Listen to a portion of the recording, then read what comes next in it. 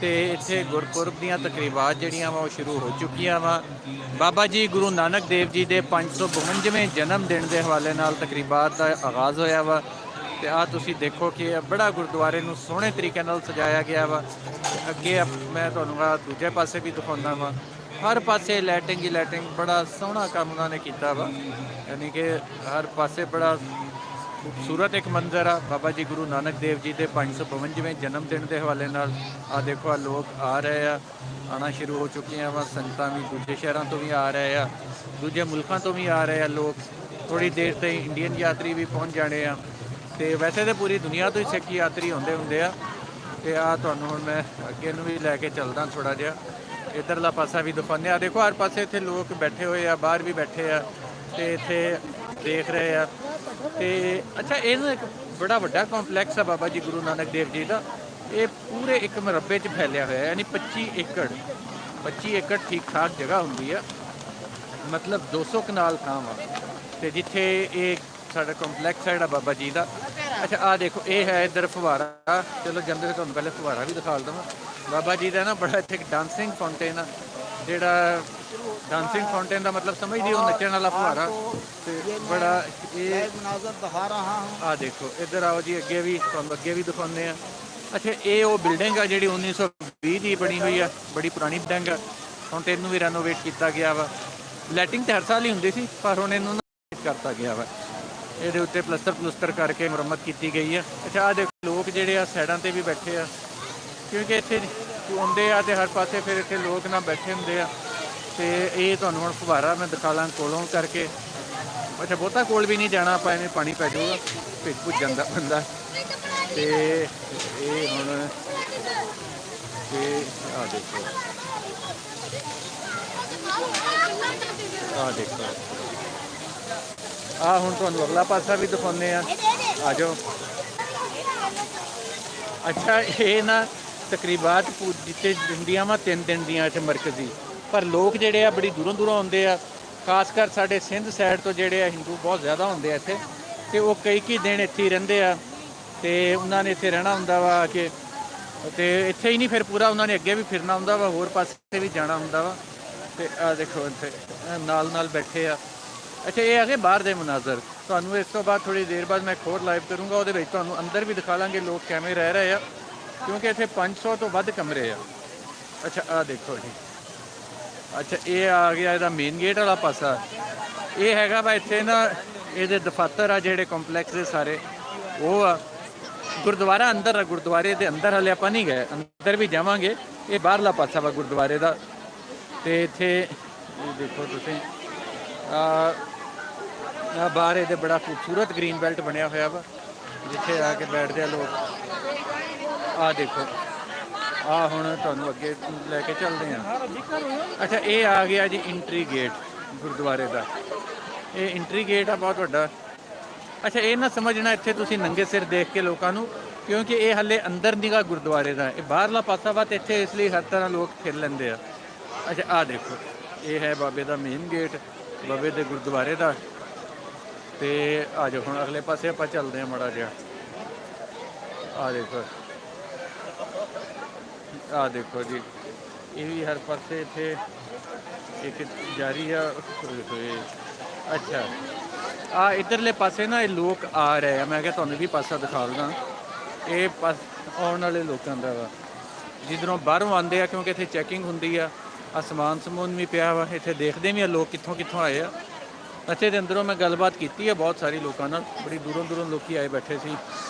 ਆ ਦੇਖੋ, ਅੱਛਾ ਆ ਸਮਾਨ ਆ, ਚੰਗਾ ਭਲਾ ਸਮਾਨ ਲੈ ਕੇ ਆਉਂਦੇ ਲੋਕ, ਕਿਉਂਕਿ ਇਹ ਨਾ ਇੱਥੇ ਈਦ ਤਰ੍ਹਾਂ ਮਨਾਇਆ ਜਾਂਦਾ, ਬੜਾ ਭਰਪੂਰ ਜਸ਼ਨ ਹੁੰਦਾ ਵਾ, ਬੜਾ ਖੁਸ਼ੀ ਦਾ ਮੌਕਾ ਹੁੰਦਾ ਲੋਕਾਂ ਲਈ। ਘੁੰਮਣ ਫਿਰਨ ਵੀ ਆਉਂਦੇ ਆ ਲੋਕ।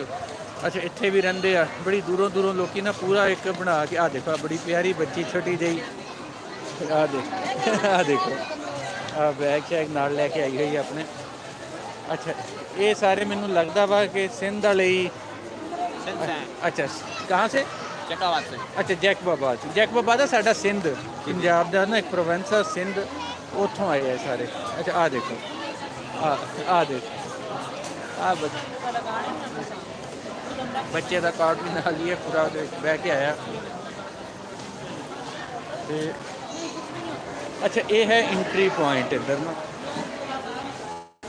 लोग इधर कितों आए हो जी कराची हो बड़ी दूरों आए हो अच्छा कल्ले ही आए हो अच्छा फैमिली के नाल आए हो पूरी अच्छा फैमिली हालत ठीक है आ देखो जी अच्छा क्योंकि इतने वो पूरी चैकिंग भी होंगी है कोरोना वाला भी अच आ देखो रश किमें लग्या है बाहरों लोग आ रहे हैं तो रश भरिया है बस बड़ी वड्डी गिनती च आ रही लोग यानी तुम आ देखो कि पिछों तो देखो ना आई जा रहे हैं लोग आई जा रहे हैं ये नहीं है कि थोड़े जहे चंगी भली तादाद लोगों की वड्डी गिनती आ रहे हैं तो अच्छा ये हाले दूजे मुल्कों वाले नहीं गए वो भी आने हैं ये हाले बहुते पाकिस्तानी है सारे पाकिस्तानी भी तुहानूं पता वा कि खासकर जो पाकिस्तानी हिंदू है वह भी बाबे नाल बड़ी अकीदत रखता बाबा गुरु नानक देव जी नाल ते आओ तुहानूं हुण ना दूजे पासे अंदर लैके चलते हैं अच्छा ये हैगा वा इंटलैक्स का पासा तुसीं देखो क्या खूबसूरत लाइटिंग हुई हुई है तो कितना सोहना सजाया गया वा तो ये इत्थे अंदर अच्छा आ देखो हुण तुहानूं ना अगे लैके चलदा मैं ते मरकजी गुरुद्वारे वाले पासे ते उधर की पोजीशन आ अच्छा आ देखो वाह वाह वाह अच्छा जी आ इत्थे फोटोआं लगियां होईयां ते आ हैगी आ जी संत जी की फोटो संत जरनैल सिंह भिडरां वाले जिहड़ा पिछली सदी दे विच वड्डा लीडर पंजाबियां दा जम्मिया वड्डा नां सी और दलेर लीडर सी ते संत जी नूं सिर्फ सिख ही नहीं हिंदू और मुसलमान भी मनते हैं पंजाबी जेडे आ वो अपना मनते हैं कि वड्डा दलेर लीडर सी अच्छा आ देखो जी आ डॉन्किंग फाउंटेन रश पिया होया चंगा भला मैं हुण कहना कि किसी तरह मैं मरकजी गुरुद्वारे वाले पासे लै चलना तुहानूं सारिਆਂ ਨੂੰ आओ आ जाओ आ जाओ चलो जी ये ना लोग आ रहे हैं मैंने तो साह चढ़ गया मैं असल काफ़ी देर का फिरदा पिया गुरुद्वारे च आ देखो ये पासा आ गया जी अच्छा उधर हैगा ये हैगा सरोवर बाबा जी दे डेरे ते बाबे के आस्थाने ते सरोवर आ क्योंकि लोग बहुत होंगे ना तो इतने हर पासे इसलिए भरिया होया हुंदा वा ते रहिंदे आ लोग सारे बिस्तरे पा पू के भी अच्छा वो सामने जोड़ा घर हुण मैं जोड़ा घर तो नहीं जा होना अच्छा परले पासे आ जिहड़ा ये भी होस्टल आ इत्थे बहुत कमरे एक दो पासे नहीं हर पासे कमरे ही कमरे आ जिथे आके लोग ठहरते हैं आ देखो जी ये सारे आके इन्होंने मिलके पुछते हैं जी ये फोटो भी बन रही वा सारिया अच्छा ये ना जनता पे देखो आ लगता वा 4-5 भैन ही आई हुई पीले चुनियां लैके सारिया आ देखो अच्छा इस सिक्योरिटी के भी बड़े अरेंजमेंट्स होंगे क्योंकि बाबा जी का जन्म देना सिक्योरिटी का अरेंजमेंट तो करना ही पैंदा ते आ जाओ जी कैसा रहा जी दसो हुण तुहानूं मेरा ख्याल अंदरों गुरबाणी भी गल भी चलीए क्योंकि हाले आपां गुरुद्वारे के अंदर नहीं गए हाले बाहरला पासा वा इंट्री दे कोल कोल ते आ देखो जी इत्थे फुल्लां वाले भी है जी फुल बेचण वाले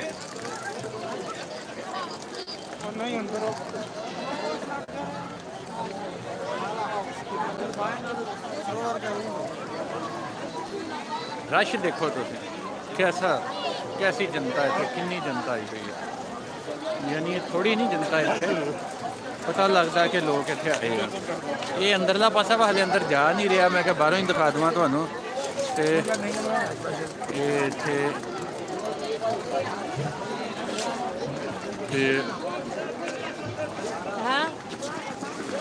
वाह ठीक है जी ये हाले आपां बाहर ही फिर रहे हैं अंदर नहीं गए अंदर वाला पासा जो मैं लहदा जाके लाइव करना वो भी देखते हैं कि अंदर की सूरत हाल है तो आ देखो जी आ इत्थे जनाब अहमद रजा भट्टू साहब भी आए हुए हैं आप अपनी पंजाबी प्रचार के सरबराह वा बहुत वड्डी पाकिस्तानी पंजाब की बड़ी वड्डी हस्ती है खासकर पंजाबीयत के हवाले नाल आप दा बड़ा काम आ और बाबा जी गुरु नानक देव जी के आप सच्चे ते सुच्चे जेडे आ सेवक आ ਹਾਂਜੀ ਦੱਸੋ ਜੀ, ਰਜ਼ਾ ਸਾਹਿਬ ਤਸ਼ਰੀਫ ਲਿਆਏ ਹੋ ਤੁਸੀਂ ਇੱਥੇ ਔਰ ਸਪੈਸ਼ਲੀ ਤੁਸੀਂ ਬਾਬਾ ਜੀ ਦੇ ਜਨਮ ਦਿਨ ਤੇ ਹਾਜ਼ਰੀ ਦੇਣ ਆਏ ਹੋ, ਥੋੜਾ ਜਿਹਾ ਦੱਸੋ। ਮੀਆਂ ਸਾਹਿਬ ਬਾਬਾ ਜੀ ਦੇ ਤੇ ਜਨਮ ਦਿਨ ਤੋਂ ਪਹਿਲੇ ਵੀ ਆਉਂਦੇ ਰਹੇ ਆ, ਖਾਸ ਕਰ ਜਦੋਂ ਗੁਰਪੁਰਬ ਦੀਆਂ ਸੈਰਮਨੀਜ਼ ਹੁੰਦੀਆਂ ਉਦੋਂ ਤਾਂ ਲਾਜ਼ਮੀ ਆਉਣਾ ਚਾਹੀਦਾ ਹੈ। ਕਿਉਂਕਿ ਬਾਬਾ ਗੁਰੂ ਨਾਨਕ ਨੇ ਜਿਹੜਾ ਸਾਰੇ ਲੋਕਾਂ ਵਾਸਤੇ ਜੀਏ ਔਰ ਸਾਰੇ ਲੋਕਾਂ ਵਾਸਤੇ ਪੈਗਾਮ ਦਿੱਤਾ, ਉਹ ਸਾਨੂੰ ਇੱਥੇ ਆਉਣਾ ਚਾਹੀਦਾ ਹੈ। ਖਾਲੀ ਪੰਜਾਬੀ ਅਗਰ ਅਸੀਂ ਉਹਨਾਂ ਦੇ ਵਿੱਚੋਂ ਸੂਫੀ ਔਰ ਗੁਰੂ ਕੱਢ ਦਈਏ ਤਾਂ ਕੁਝ ਬਚਦੀ ਨਹੀਂ। ਸੋ ਸਾਨੂੰ ਪੰਜਾਬੀ ਹੀ ਸਾਡਾ ਪੰਜਾਬ ਔਰ ਪੰਜਾਬੀ ਅਗਰ ਇਸ ਤੇ ਸਾਨੂੰ ਮਾਣ ਹੈ ਤੇ ਉਹ ਇਹਨਾਂ ਸ਼ਖਸੀਅਤਾਂ ਦੀ ਵਜ੍ਹਾ ਤੋਂ। ਪੰਜਾਬ ਦੇ ਵਿੱਚੋਂ ਜਿਹੜੀ ਇੱਕ ਸ਼ਖਸੀਅਤ ਨੇ ਜਨਮ ਲਿਆ ਔਰ ਪੂਰੀ ਦੁਨੀਆ ਦੇ ਵਿੱਚ ਉਸ ਚਾਨਣਾ ਫੈਲਿਆ, ਯਕੀਨਨ ਉਸ ਦੇ ਦਰ ਦੇ ਵਿੱਚ ਅਗਰ ਕੋਈ ਆਪਣੇ ਆਪ ਨੂੰ ਪੰਜਾਬੀ ਕਲੇਮ ਕਰਦਾ ਹੈ ਤਾਂ ਫਿਰ ਉਸ ਨੂੰ ਆਉਣਾ ਚਾਹੀਦਾ ਹੈ। ਇਹ ਜਿਹੜੀਆਂ ਸੱਚੀਆਂ ਖੁਸ਼ੀਆਂ ਹੈ ਇਹਨਾਂ ਦੇ ਵਿੱਚ ਉਸ ਨੂੰ ਸ਼ਾਮਿਲ ਹੋਣਾ ਚਾਹੀਦਾ ਹੈ। ਸੋ ਆਪਣਾ ਆਪ ਆਪਣੇ ਅੰਦਰ ਦਾ ਸਕੂਨ ਲੈਣ ਲਈ ਔਰ ਇੱਕ ਮੈਸੇਜ ਜਿਹੜਾ ਹੈ ਉਸ ਨੂੰ ਸੱਚਾ ਕਰਨ ਲਈ ਕਿ ਪੰਜਾਬੀਅਤ ਦੇ ਅੰਦਰ ਕੀ ਹੈ ਉਹ ਲੋਕਾਂ ਨੂੰ ਦਿਖਾਉਣ ਲਈ ਸਾਨੂੰ ਫਿਰ ਬਾਬਾ ਨਾਨਕ ਦੇ ਦਰ ਤੇ ਆਉਣਾ ਪਏਗਾ, ਸਾਨੂੰ ਬਾਬਾ ਫਰੀਦ ਦੇ ਦਰ ਤੇ ਆਉਣਾ ਪਏਗਾ, ਸ਼ਾਹ ਹੁਸੈਨ ਦੇ ਦਰ ਤੇ ਆਉਣਾ ਪਏਗਾ, ਬੁੱਲੇ ਸ਼ਾਹੀ ਫਲਸਫਾ ਉਸ ਤੇ ਮੰਨਣਾ ਪਏਗਾ। ਇਸ ਤੋਂ ਹਟ ਕੇ ਤੇ ਹੋਰ ਕੋਈ ਪੰਜਾਬੀਅਤ ਕੁਝ ਨਹੀਂ ਹੈ।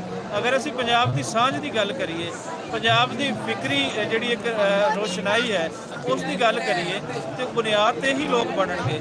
ਸੋ ਆਪਣੇ ਮੁੱਢ ਵੱਲ ਸਾਨੂੰ ਪਰਤਣਾ ਪਏਗਾ।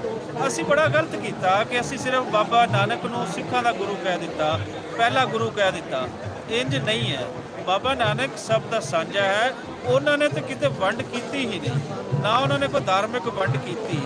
ਬਾਅਦ ਦੇ ਵਿੱਚ ਕੁਝ ਲੋਕਾਂ ਦੇ ਜਿਨ੍ਹਾਂ ਦੇ ਧਾਰਮਿਕ ਜਾਂ ਗਰੁੱਪਿੰਗ ਇਸ਼ੂ ਸੀ, ਉਹ ਜੋ ਮਰਜ਼ੀ ਉਹਦੇ ਤੇ ਪੇਂਟ ਕਰਦਾ ਰਹਿਣ, ਲੇਕਿਨ ਉਹ ਸੱਚੇ ਰੱਬ ਦਾ ਸੱਚਾ ਸ਼ਖਸ ਉਹ ਸਭ ਲਈ ਜੀਆ, ਉਹਦਾ ਚਾਨਣਾ ਸਭ ਲਈ ਹੈ। ਔਰ ਸਭ ਇੱਥੇ ਆਣ ਔਰ ਸਭ ਇੱਥੇ ਆ ਕੇ ਉਹ ਏਕਤਾ ਦਾ ਜਿਹੜਾ ਹੈ ਗੱਲ ਕਰੀਏ, ਇੱਕ ਹੋਣ ਦੀ ਗੱਲ ਕਰੀਏ, ਲੋਕਾਂ ਦੇ ਮਸਲਿਆਂ ਦੀ ਗੱਲ ਕਰੀਏ। ਬਾਦਸ਼ਾਹੀਆਂ ਜਿਵੇਂ ਬਾਬਰ ਦੇ ਵਿੱਚ ਬਾਬਰ ਦੇ ਨਾਲ ਬਾਬਾ ਗੁਰੂ ਨਾਨਕ ਦੀ ਮਜ਼ਾਮਤ ਮਿਲਦੀ ਹੈ, ਰਜਿਸਟੈਂਸ ਮਿਲਦੀ ਹੈ ਪੋਇਟਰੀ ਦੇ ਅੰਦਰ, ਉਹ ਇੱਥੇ ਆ ਕੇ ਕਰੀਏ। ਜਿਵੇਂ ਬੁੱਲੇ ਸ਼ਾਹ ਦਾ ਸਾਨੂੰ ਮਿਲਦਾ ਹੈ ਉਸ ਵੇਲੇ ਦੇ ਪਠਾਨ ਹਾਕਮਾਂ ਦੇ ਖਿਲਾਫ, ਤੇ ਫਿਰ ਗੱਲ ਇਹ ਹੈ ਮੀਆਂ ਸਾਹਿਬ ਕਿ ਉਹ ਇੱਥੇ ਆ ਕੇ ਹੀ ਪਤਾ ਚੱਲੇਗਾ, ਖਾਲੀ ਤੇ ਹੋਰ ਤੇ ਕਿਤੇ ਨਹੀਂ ਪਤਾ ਚੱਲ ਸਕਦਾ। ਇਸ ਲਈ ਸਾਨੂੰ ਇੱਥੇ ਆਉਣਾ ਚਾਹੀਦਾ। ਵਾਹ ਜੀ, ਬੜੀ ਵੱਡੀ ਗੱਲ ਕੀਤੀ ਵੱਟੂ ਸਾਹਿਬ ਕਿ ਇੱਥੇ ਆਉਣਾ ਜਿਹੜਾ ਹਰ ਪੰਜਾਬੀ ਦਾ ਫਰਜ਼ ਬਣਦਾ ਵਾ ਕਿ ਉਹ ਆਵੇ ਤੇ ਆ ਕੇ ਇੱਥੇ ਆਪਣੇ ਇਸ ਬਜ਼ੁਰਗ ਦੀ ਜਿਹੜੀ ਆ ਤੇ ਦਰ ਤੇ ਹਾਜ਼ਰ ਹੋਵੇ। ਤੇ ਬਾਕੀ ਮਜ਼ਹਬ ਤੇ ਆਪੋ ਆਪਣੇ ਆ, ਔਰ ਬਾਬਾ ਤੇ ਉਹ ਕਿਸੇ ਇੱਕ ਮਜ਼ਹਬ ਦਾ ਨਹੀਂ, ਬਾਬਾ ਤੇ ਸਭ ਦਾ ਸਾਂਝਾ ਸੀ।